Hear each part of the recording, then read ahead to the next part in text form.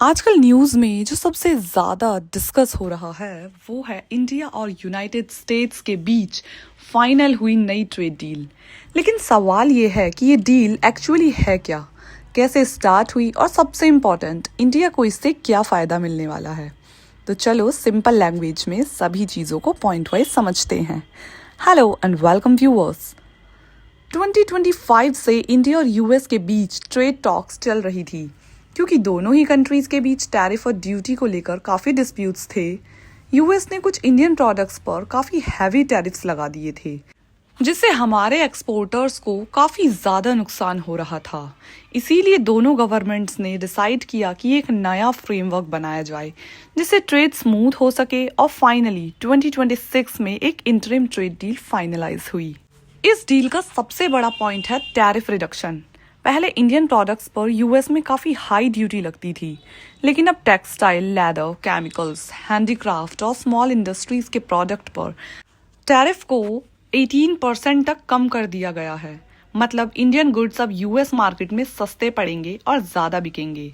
Simple सी बात है, price कम तो डिमांड ज़्यादा। कुछ सेक्टर्स जैसे कि generic medicines, gems, diamonds and parts of aircraft, इन सभी को फ्यूचर में ज़ीरो टैरिफ तक बेनिफिट मिल सकता है।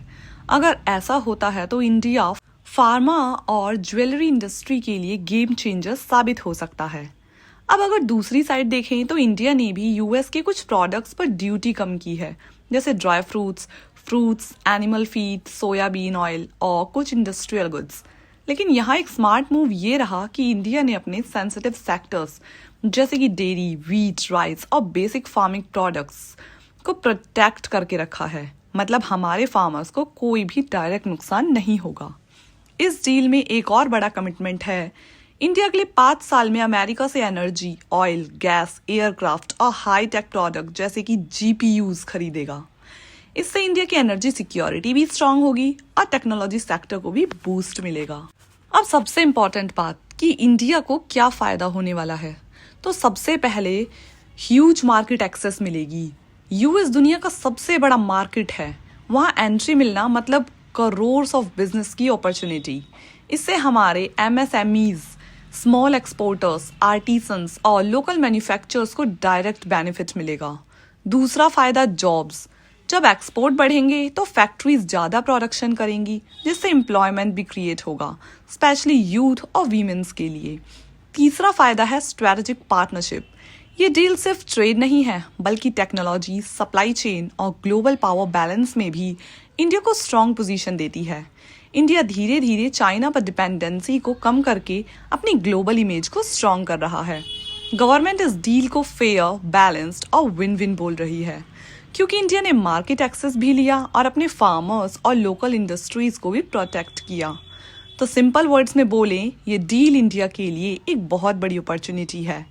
ज़्यादा एक्सपोर्ट, ज़्यादा job, better technology and stronger global position. अगर सब कुछ सही से इम्प्लीमेंट होता है तो ये इंडिया की इकोनॉमी के लिए नेक्स्ट बिग बूस्ट बन सकता है। But at the same time her policy के कुछ एडवांटेजेस होते हैं तो कुछ चैलेंजेस भी होते हैं। इसीलिए सबसे इम्पॉर्टेंट है आप लोगों का ओपिनियन। आपको क्या लगता है, क्या ये ट्रेड डील इंडिया के लिए ट्रूली बेनिफिशियल होगी या फ्यूचर में कुछ सेक्टर्स को इम्पैक्ट कर सकती है? अपने थॉट्स और व्यूज़ मुझे कमेंट सेक्शन में ज़रूर बताएं। I would genuinely love to know them. If you do like the video, then please do like it and subscribe the channel for more related, informative and educational videos.